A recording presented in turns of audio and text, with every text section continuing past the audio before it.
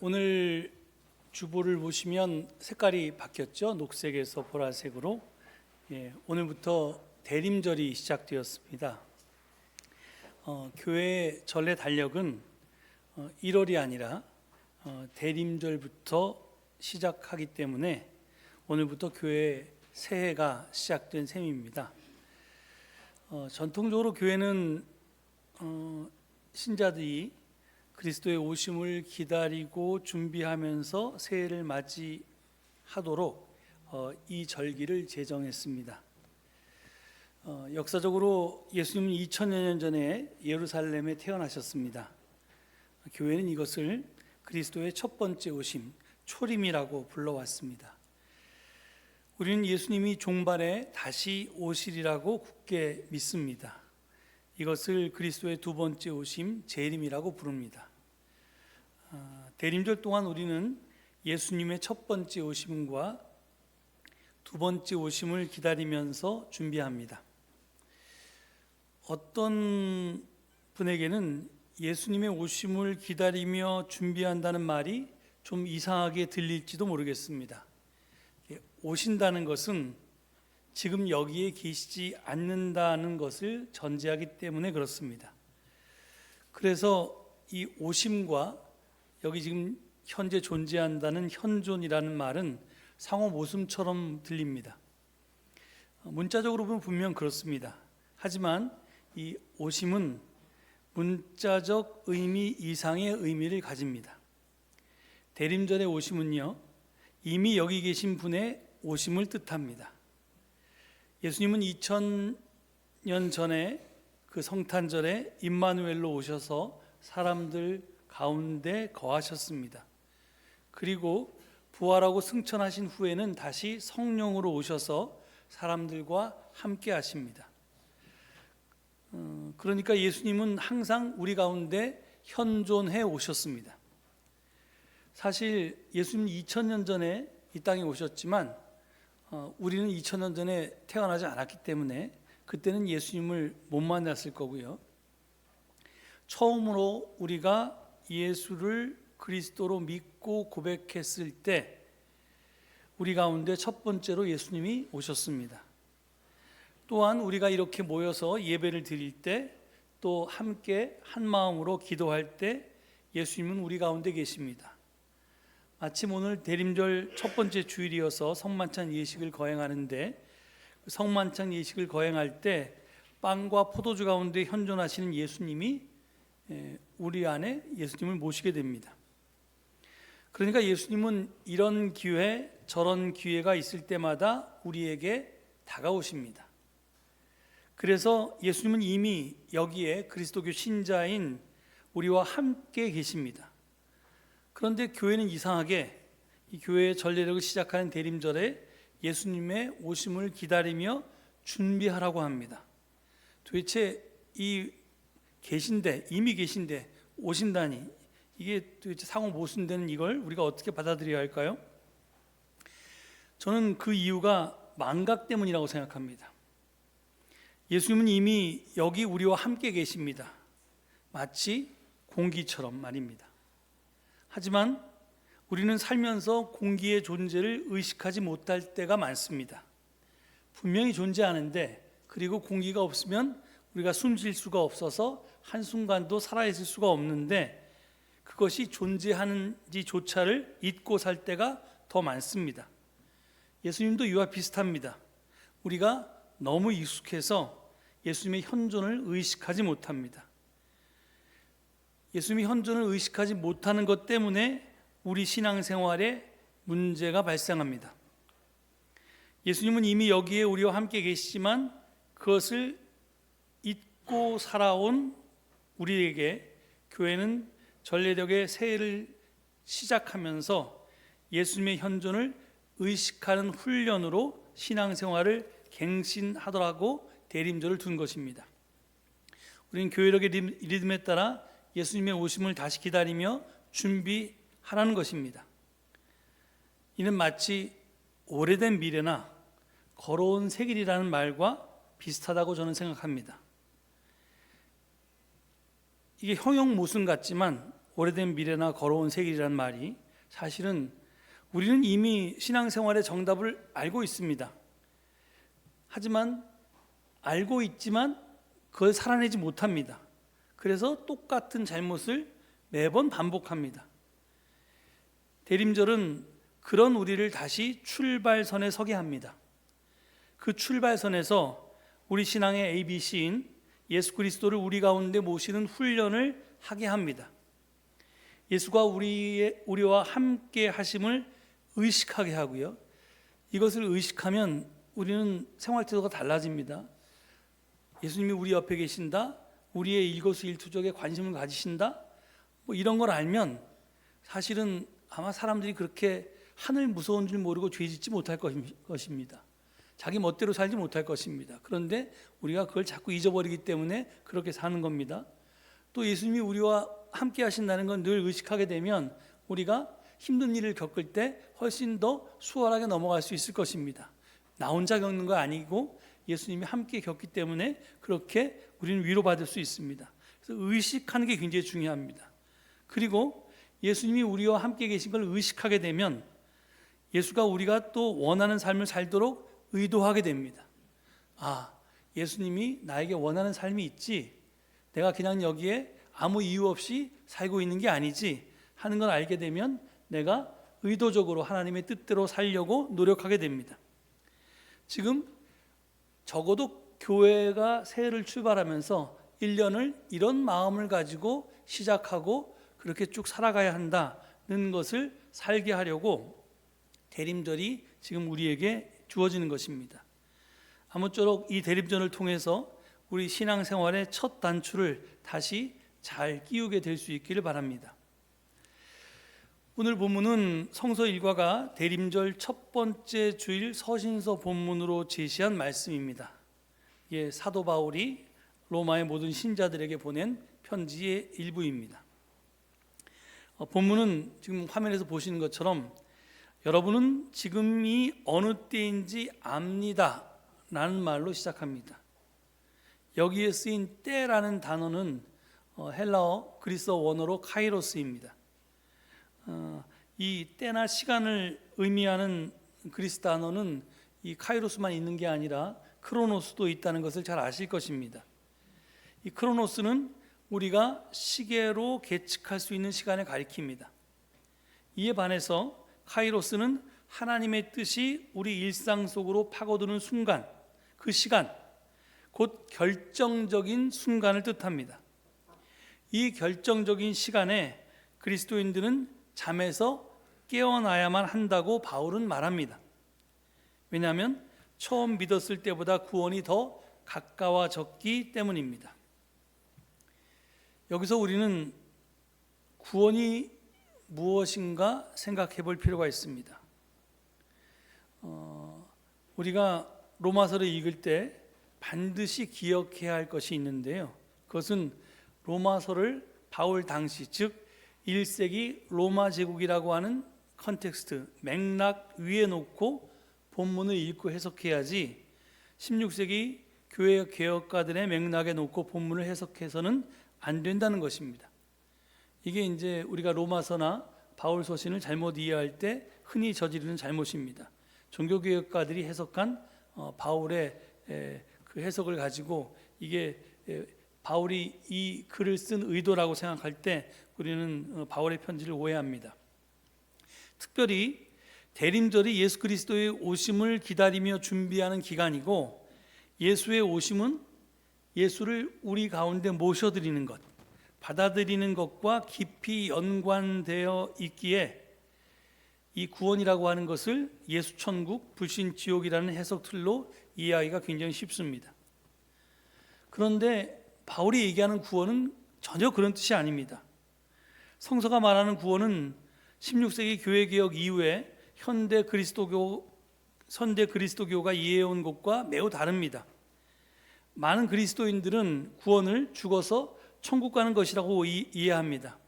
더구나 이게 20세기에 등장하게 된 번영신학은 죽어서뿐만이 아니라 살아서 부귀영화를 누리는 것까지도 구원에 포함시킵니다. 이 화면에 소위 이 여의도 순복음교회 조용기 목사가 해석한 제시한 삼박자 구원이 그 근본 원래 그걸 주장할 때 사용했던 요한삼서 1장 2절의 말씀이 등장하는데요. 여러분 이거 많이 아마 들어보셨을 겁니다. 거기 보면 이제 개역으로 읽어보면 사랑하는 자여 내 영혼이 잘된 같이 내가 범사에 잘되고 강건하기를 내가 간구하노라 라는 말씀이 있습니다. 저 말씀을 가지고 영혼이 잘된 같이, 그래서 영혼 구원이 필요하다. 범사가 잘되고 범사가 형통하기를 원한다고. 그 다음에 강건하기를 해서 육체가 강건하기를 간구합니다. 그래서 삼박자 구원이라고 하는 것은 죽어서 천국 가는 것뿐만 아니라 지금 내가 사는 동안 범사가 만사가 형통하고 그 다음에 내가 육체가 건강한 그런 것까지도 나의 구원에 포함되고 예수를 믿으면 저런 복을 받는다, 저런 축복을 받는다, 이렇게 가르쳐서 한국교회 성장에 아주 중요한 그런 동력으로 사용됐습니다. 그런데 만약 여러분 저게 참 듣기는 좋은 말인데 저게 구원이라면 사회적으로 성공하지 못하거나 내 범사가 형통하지 못하거나 또 육체적으로 큰 병에 걸려서 뭐 암이나 아니면 무슨 큰 그 장애나 이런 이제 육체적인 질병으로 건강하지 못한 그리스도인은 어떻게 될까요? 그런 사람들은 하나님께서 벌 주시고 하나님께서 축복하지 않고 저주하신다는 말 아닙니까? 그렇다면 그런 사람들은 다 구원에서 열외가 된다는 말인데 그런 사람들은 교회 다니지 말라는 말하고 똑같이 들리는데 저게 구원을 저렇게 이해하게 되면 사실은 잘 먹고 잘 사는 사람들만 교회 다닐 수 있지 좀 모자란 사람들은 교회 다니는데 여러 가지 장애가 발생할 것입니다. 성서가 말하는 구원은 그런 것이 아닙니다. 요즘 모교 성경 공부에서 마커스 보그의 책 그리스도교 신앙을 말한다라는 책을 읽고 토론하고 있는 거 아실 것입니다. 2016년도에도 저희 교회에서 이 책을 가지고 공부했고 지금 이 두 번째 하는 건데요. 이게 작년엔가 이 책이 개정판이 나왔습니다. 그래서 번역이 좀 바뀌었습니다. 그래서 구판에 비해서 개정판의 번역이 훨씬 나아졌고요. 2016년이니까 지금 2025년이니까 약 한 9년 만에 지금 다시 똑같은 책을 공부하는데 예전에 비해서 그 책을 가르치는 저도 그렇고요. 또 그 책을 이미 읽었던 참석자들도 그렇고요. 이제 그동안 신앙의 연륜이 쌓이고 신앙이 업그레이드 되어서 그게 똑같은 책이 좀 다르게 읽히는 경우가 많습니다. 그래서 이 참석자가 너무 적은 게 참 아쉬운데 여러분들이 손해 보는 거니까 뭐 제가 그렇게 강요하진 않겠습니다. 나중에 있을 때 잘하시지. 나중에 제가 없어진 다음에 아무리 땅을 치고 회해봤자 소용없을 수 있습니다. 그런데 그 책에서 보고는 구원에 대해서 다음과 같이 설명합니다. 화면 좀 띄워주실래요? 예. 글씨가 좀 작은데 좀 몇 가지만 제가 골랐습니다. 보고는 뭐라고 얘기하냐면 구원은 그리스도교인의 소망과 갈망, 희망, 삶의 목적을 가리키는 그리스도교의 핵심 용어이다. 이렇게 얘기합니다. 당연히 맞는 말이죠. 그런데 이제 두 번째 뭐라고 얘기하냐면 성서에서 말하는 구원은 내세와 거의 관련이 없으며 구원은 죽음 이편의 삶에서 즉 지금 현세에서 맞이하는 변환, 트랜스포메이션을 뜻한다. 그런데 이 트랜스포메이션은 두 가지 차원이 있는데 첫 번째 구원은 개인적인 변환이다. 하지만 동시에 구원은 이 세상의 변환, 곧 우리가 살아가는 세상이 더 나은 세상으로 변환하는 것이기도 하다. 구원은 개인과 세상의 변환이라는 이중의 변환이다. 이렇게 얘기합니다. 이게 이제 성서학자로서 성서가 말하는 구원이 결국은 이걸 뜻하더라 이렇게 요약합니다. 이걸 좀 다르게 표현하면요, 구원은 지금 우리가 살고 있는 세상과 다른 세상이 가능하다는 것을 믿는 거고요. 그 우리가 꿈꾸는 세상, 하나님이 원하는 그 세상을 향해서 그 세상을 변화시키는 것입니다. 그리고 그 다른 세상으로의 변화를 위해서 내가 먼저 변해서 다르게 사는 것을 뜻합니다. 아까 보고가 얘기한 좀 어려운 얘기를 좀 쉽게 이해하게 되면 지금 저런 뜻입니다. 지금과는 다른 세상이 가능하고 그 다른 세상을 나중에나 아니면 영원히 우리가 못 살게 될 수도 있죠. 그렇지만 그렇게 그 다른 세상을 내가 지금 미리 살아내는 겁니다. 변화해서. 이게 바로 그리스도인의 소망이요, 갈망이요, 희망이며 삶의 목적이라는 것입니다. 여기서 우리가 꼭 기억해야 할 것이 있습니다. 그것은 구원이라고 하는 것은 목표가 달성되었을 때 비로소 이루어지는 것이 아니라는 것입니다. 과정 중에 있을 때 이미 이루어집니다. 달리 말하면 세상의 변화나 그것을 위한 나의 변화가 완성되어야 구원이 성취되는 것이 아니라는 뜻입니다. 내가 그 변화의 길 위에 있을 때 이미 구원은 성취됩니다. 이게 죽어서 천국 가야지, 내가 뭔가를 잡아야지 내게 되는 게 아니라 내가 그 길에, 변화의 길에, 세상의 변화의 길에, 또 그걸 위한 나의 변화의 길에 그 도상에 있는 것 자체로 구원은 이루어졌다라고 본다는 겁니다. 이게 뭔 말이냐? 이거에 분명한 증거가 있는데 그것이 바로 사도 바울입니다. 바울은 여러분이 잘 아는 기쁨의 복음서라고 불리우는 빌립보서에서 이렇게 고백했습니다. 나는 이것을 이미 얻은 것도 아니요, 이미 목표점에 다다른 것도 아닙니다. 그리스도 예수께서 나를 사로잡으셨으므로 나는 그것을 붙들려고 조차하고 있습니다. 형제자매 여러분, 나는 아직 그것을 붙들었다고 생각하지 않습니다. 내가 하는 일은 오직 한 가지입니다. 뒤에 있는 것을 잊어버리고 앞에 있는 것을 향하여 몸을 내밀면서 그리스도 예수 안에서 하나님께서 위로부터 부르신 그 부르심의 상을 받으려고 목표점을 바라보고 달려가고 있습니다.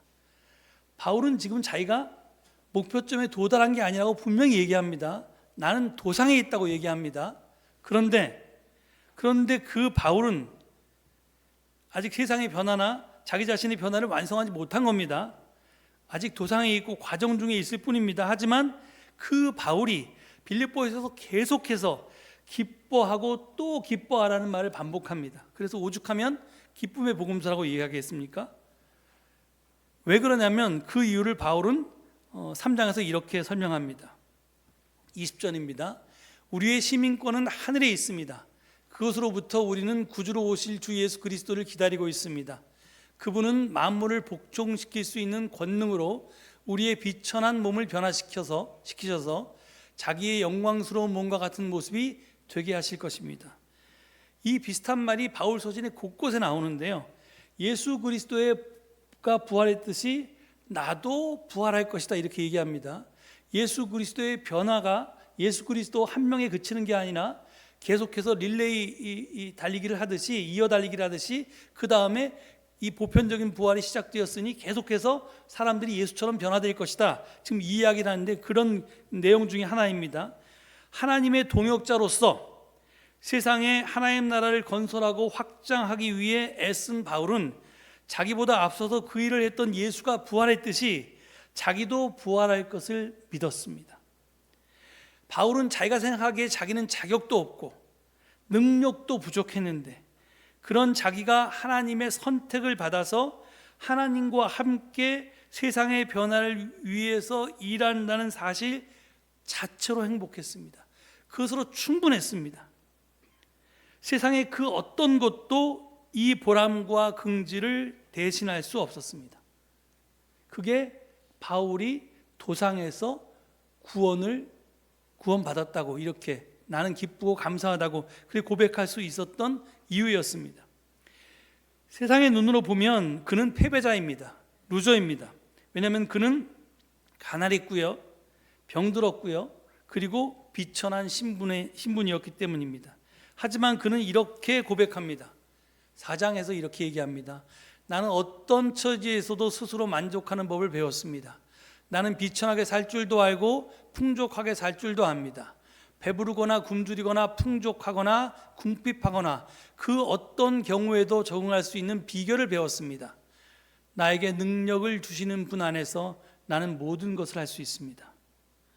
그렇습니다. 바울은 패자가 아니라 승자였습니다. 어떠한 처지에서든지 자족을 하고 또 주님 안에서 모든 것을 할 수 있는 자가 어찌 패자일 수 있겠습니까? 단지 그는 힘이 최고라고 추앙받는 세상에서 다른 가치관을 가지고 살았을 뿐입니다. 바울은 예수님이 그랬던 것처럼 세상의 지혜와 다른 하나님의 지혜를 가졌던 사람이고 하나님의 약함으로 세상의 강함을 이겼던 진정한 승리자였습니다. 지금 이 구원의 때가 가까웠다. 너도 지금 내가 이 구원의 도상의 길을 가고 있는데 세상을 변화시키고 또 그것을 위해서 나를 변화시키는 이 길을 기쁨으로 감사로 가고 있는데 당신들도 로마의 그리스도인들도 지금 이 길에 동참하니 지금 어둠 속에 있지 말고 깨어 있어라 이렇게 얘기하면서 지금 이걸 독려하고 있는 겁니다. 제가 오늘 증언 제목을 밤을 낮으로 살라라고 했습니다. 본문에서 바울은 당시를 밤이 깊고 낮이 가까이 온 때라고 그렇게 표현했습니다.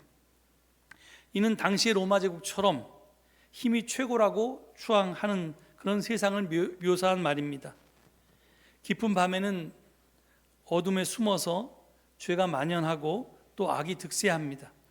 하지만 밤은 영원하지 않습니다. 새벽은 반드시 오고야 맙니다. 그러니 어둠의 자식들처럼 죄에 빠져서 살지 말고 빛의 자녀답게 살아야 할 것입니다. 그리스도인은 밤을 낮으로 사는 사람입니다. 밤에 세상 사람들처럼 어둠에 기대어서 어둠에 숨어서 죄를 짓고 또 악이 득세하는 것처럼 그 악에 편승해서 사는 사람이 아니라 그 밤을 대낮처럼 사는 사람들입니다. 어둠 속에서 빛으로 살고 절망 속에서 희망을 살고 캄캄한 현재에서 밝은 미래를 미리 살아내는 사람이 바로 그리스도인들입니다. 제가 늘 말하듯이 성서가 말하는 영생은 영원히 사는 게 아닙니다. 다음 세대, 다음 시대에서 누리게 될 삶을 지금 누리는 것이 영생입니다. 앞에서 빌립보서가 소개하는 바울이 바로 그 대표적인 예입니다. 바울은 아직 성취하지 못했지만, 이루지 못했지만 그 성취하지 못하고 이루지 못한 미완의 시대를, 그 삶을 지금 미리 누리면서 삽니다. 그러니까 어떤 처지에서든지 자족할 수 있고 나는 무엇이든 다 할 수 있다고 그렇게 스스로 고백할 수 있었던 것입니다. 제가 이 본문을 보다가 또 책에서 나온 이 죄에 대한 소개한 난이 좀 생각이 났습니다. 여러분, 죄가 뭐라고 생각합니까? 앞서 소개한 보구의 책에서 죄에 대해서 설명한 장이 있는데요. 보구는 성서가 말하는 죄를 다음에 세 가지 은유로 소개했습니다. 첫 번째는 태만이고요. 첫 번째는 교만이고요. 휘리오스라고 하는 게 이제 교만이죠. 인간이 하나님처럼 되고자 하는 것, 이런 게 교만입니다. 그다음에 두 번째가 태만이었습니다. 그리고 세 번째가 우상숭배입니다. 이 셋은 교만과 태만과 우상숭배가 성서에 나타나는 여러 죄의 유형인데요. 이 셋은 서로 전혀 다른 듯한데 사실은 깊이 연관되어 있습니다. 그 중에서 저의 주목을 끈 것은 이 태만이었습니다. 이 태만이라는 죄를 보고는 저렇게 설명합니다. 태만으로서의 죄는 다른 사람에게 자기 삶의 결정권을 넘기는 것, 남에게 들은 대로 세상이 돌아가는 대로 그냥 따라가는 것이다. 남 따라 강남 가듯이, 친구 따라 강남 가듯이 그렇게 남들이 사는 대로 나도 그렇게 살아가는 것을 태만의 죄라고 성서는 고백합니다. 이게 로마서 12장 2절의 표현으로 바꿔 표현하면 이 시대의 풍조를 본받아 사는 것입니다. 오늘 본문 11절에서 말하는 잠에 빠진 것이 바로 이 상태를 가리킵니다. 세상은 우리에게 힘이 최고라면서 힘을 추앙하고 힘을 추구하라고 세뇌시킵니다. 네가 힘만 가지면 뭐든지 다 할 수 있어. 떵떵거리면 잘 살 수 있어. 정말 삼박자국원처럼 죽어서 천국 가는 것뿐만 아니라 영원히 구원받는 것뿐만 아니라 여기서도 만사가 형통하고 어떤 병이든 다 고칠 수 있어. 이렇게 우리에게 가르치지만 힘은 우상일 뿐이고요. 하나님의 나라와 그 의를 구하며 살아야 한다고 예수님께서 가르치셨고 또 그렇게 살으셨습니다. 그리고 그 구원의 길을 함께 걷자고 우리를 초청하시면서 다시 우리에게 다가오고 계십니다. 대림절은 그 예수님을 내 안에 다시 모시고 그분과 함께 나와 세상의 변화를 위해서 오래된 미래를 지금 살아내고 걸어온 세기를 다시 출발하는 그런 은총의 시기입니다. 하나님은 나와 세상의 변화를 위해서 우리를 부르셨습니다.